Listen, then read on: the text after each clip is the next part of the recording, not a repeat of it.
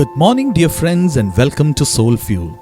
For our brief meditation this morning, let's turn our Bibles to Psalm 34, verse 8. O taste and see that the Lord is good. Blessed is the man who takes refuge in him. There is one thing that my sister would not leave without having if she comes to Kerala and passes by Tiruvalla, and that is the meat burger from the Josie's Manyadi. Since we were born and brought up in Gujarat, such delicacies were not available to us. It was only during our visit to Kerala that we would savor these delicacies. My sister isn't a foodie like me, but if we happen to pass through Tiruvalla, she will make sure that we visit the Josie's bakery. If you ask her what's so great about the burger over there, she would say, "Ooh, uske jaisa kuch bhi nahi." Our cousins used to wonder what's so great, and once we brought them the burger for them to savor. And from that day, they too made frequent visit to the bakery. Psalm 34 is one of those psalms in which if we ask David, what's so great about God, he would say, "Uske jaisa kuch bhi nahi." David has tried the Lord and found the Lord to be good. Psalm 34 is one of the 14 psalms that has a heading that links it to an occasion in the life of David. The heading says it arose from the occasion where David feigned madness in Gath before King Abimelech when he fled from Saul, recorded in 1 Samuel chapter 21 verses 10 to 15. The words David uses here, taste and see, are both sensory words. They are verbs of intimate personal experience. And in the context, the seeing comes from the tasting. David wants us to experience God's goodness, that is taste, and to thereby realize God's goodness, that is to see. Now, tasting God means taking Him at His word. It's a leap of faith that says, "I commit my life to you. What will you do with me?" If tasting is to perceive by experience, seeing is knowing by that same experience. There is something that happens when you take that leap of faith, something on the inside that validates the closeness of God. There's an old expression of doubt that goes, "I will believe it when I see it." But with God, it's the other way round.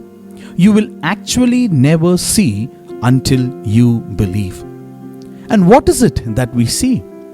What we see, according to David, is that the Lord is good.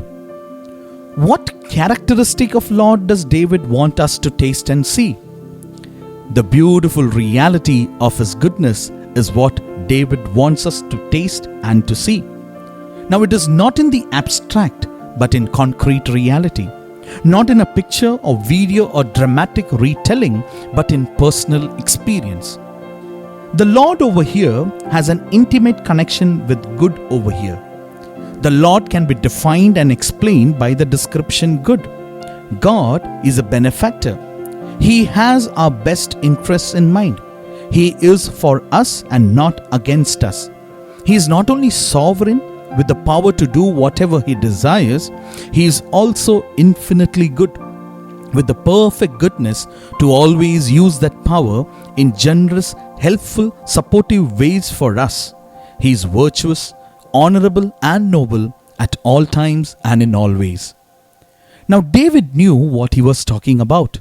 He knew what it was like to be hero and zero.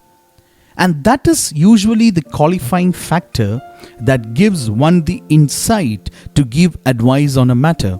In this case, how to have a right relationship with God, how to be blessed. When David was tasting and seeing and trusting, he was among the most blessedly happy of men. When he got away from God and trusted in his own ways, his own strength and desires, he became the most miserable wretch on the planet. He could write about being incredibly blessed, and he could also recount the emptiness of having forfeited the presence of God's Spirit. Now, I can go about speaking about tasting God all day long, but it does little to stir your taste buds if you haven't experienced Him till now.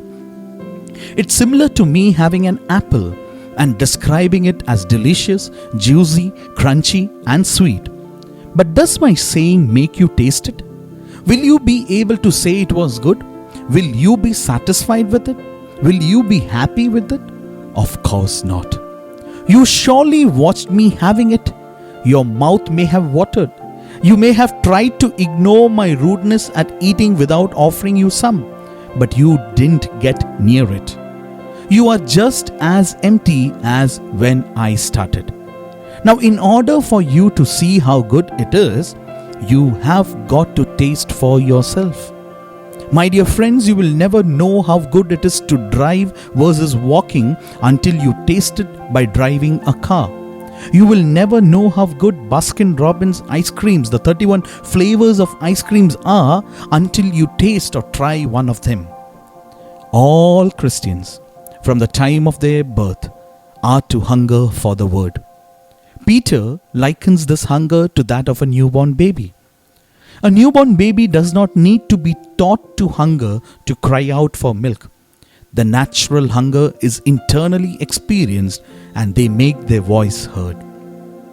As Christians, God expects that we are to hunger internally for His word. Because His word nourishes our soul, when we hunger, we are to cry out in desire and in need for the pure word and faithful teachings, so that we will grow spiritually and so that we will taste and see the goodness and grace of our God. Is it possible for us to pray this prayer? Heavenly Father, You are good. I have tasted of this goodness and I proclaim it to the world. I will not be kept quiet. I have seen the beautiful and mighty work of Your hands and know that You are good. You alone are good, O God. I trust You yesterday, today, and tomorrow. In this COVID-19 situation and in the ones to come, whether good or bad, I run to You, for You alone are my only true refuge. I will trust in You. Amen. God bless you.